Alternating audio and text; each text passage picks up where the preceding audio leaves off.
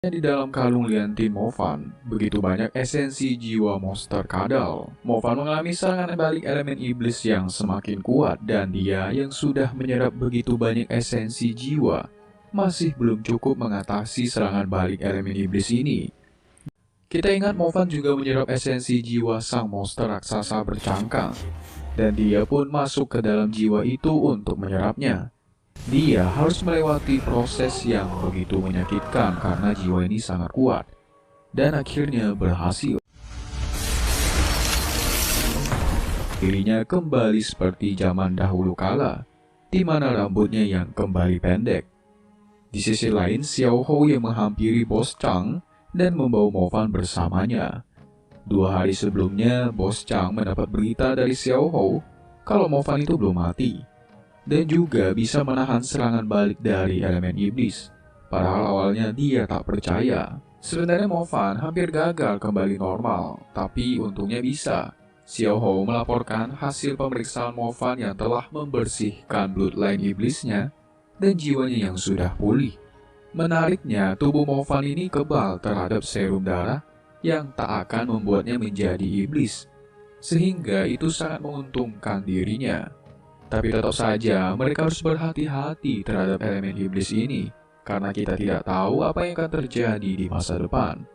Untuk sementara, Movan akan bersembunyi agar Black Vatican, yaitu organisasi hitam, tak mengetahui kembalinya Movan. Baru setelah Movan pulih sepenuhnya, dia akan masuk sekolah lagi. Sedangkan Xiao Hou dimarahi oleh Bos Chang. Dia yang melanggar aturan, bahkan melukai penjaga, dan pergi tanpa izin. Xiao Hou akan diberikan hukuman, tapi dirinya tak menyesal telah mencari Movan. Dan mulai hari ini Xiao Hou diturunkan menjadi penjaga tingkat rendah dan dikirim ke kota Song. Movan akan mencari cara untuk membawa Xiao Hou kembali.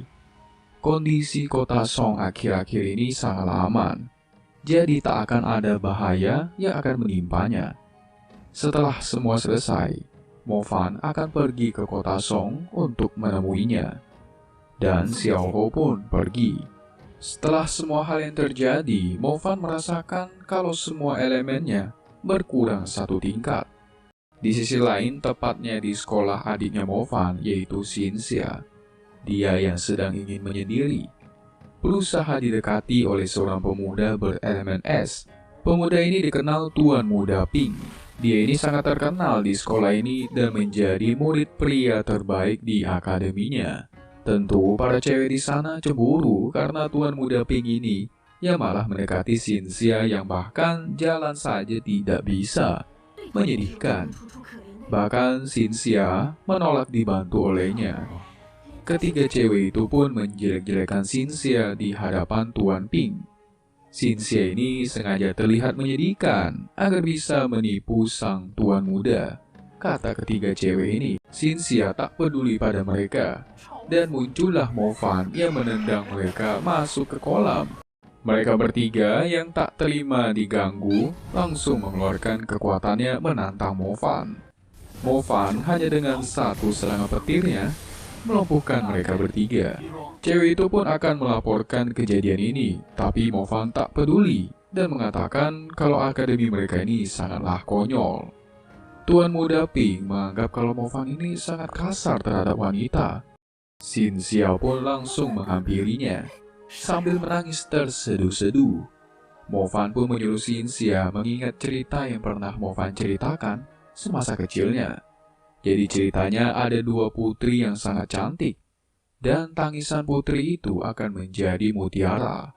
Maka setelah menikah dengan pangeran, istana mereka dipenuhi oleh mutiara. Sedangkan putri terkecil menikah dengan seorang petani. Mereka hidup miskin begitu lama. Raja yang kesal karena mereka terus mengalami kemiskinan. Tapi akhirnya sang raja mengerti. Sang petani itu tak pernah membuat putrinya meneteskan air mata. Dan Tuan Muda Pink pun datang untuk berkenalan dengan Movan. Tapi Movan menepis tangannya dan menyuruhnya untuk tak mengganggu mereka berdua. Movan pun mengusirnya. Tapi Tuan Muda Pink ini mengingatkan agar Movan agar tak mengganggu Xinxia yang lembut. Selama ada dirinya, Mo Fan tak akan bisa mengganggunya. Sebelumnya, saat ketiga wanita itu membuli Cynthia, "Kamu ini kemana?"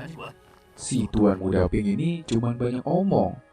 Dia yang tak terima pun langsung mengeluarkan kekuatannya. Elemen es.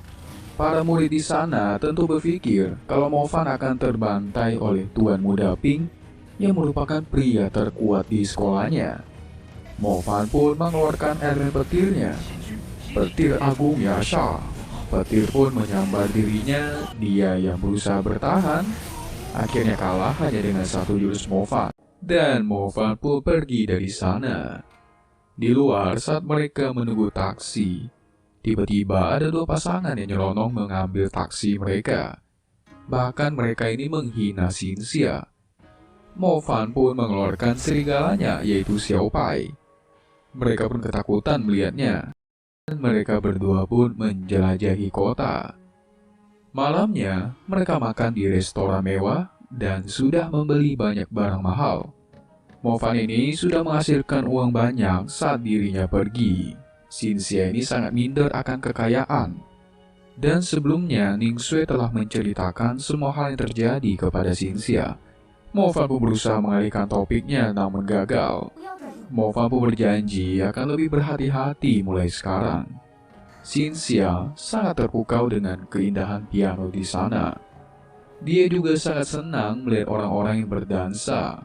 Dan Mo Fan pun menawarkan dirinya untuk berdansa. Kita tahu dirinya yang lumpuh dan Mo Fan menggunakan elemen bayangannya yang dapat membuatnya berdiri. Dan mereka berdua pun berdansa. Tapi tiba-tiba Mo Fan menyadari sesuatu. Dia melihat suatu benda aneh di samping gedung yang tiba-tiba muncul. Dia pun pergi mengecek secepatnya dan ternyata itu adalah monster ular raksasa. Semua orang pun kabur dari sana. Monster itu menghampiri Mo Fan. Tapi tiba-tiba muncullah seorang pria yang menghalanginya. Dan serangan pun diluncurkan. Tiba-tiba muncullah gas asap yang begitu tebal. Dan monster itu kembali disegel. Setelah itu, pria itu pun pergi dari sana. Mo Fan teringat akan monster ular raksasa itu. Dan mereka pun pergi dari sana secepatnya. Muncullah berita yang mengatakan agar tidak perlu panik akan ular raksasa yang muncul tadi. Karena ular raksasa itu hanyalah formasi proyeksi binatang yang terbaru dibuat oleh asosiasi sihir. Dan tak ada korban sama sekali di malam itu juga. Orang-orang berpikir kalau itu terbuat dari gas awan. Tapi ada juga yang mengatakan kalau itu jelas adalah monster asli. Pada malam itu, sang monster ular memang tak menyerang manusia. Dan sudah seminggu juga tak pernah muncul kembali. Tapi sejauh yang Mo Fan tahu tentang Departemen Bayangan, itu bukanlah sihir proyeksi. Dan jelas itu sangat nyata. Pasti ada sesuatu yang disembunyikan oleh pemerintah. Dan Mo Fan pun menelpon guru Tang Ye untuk bertemu.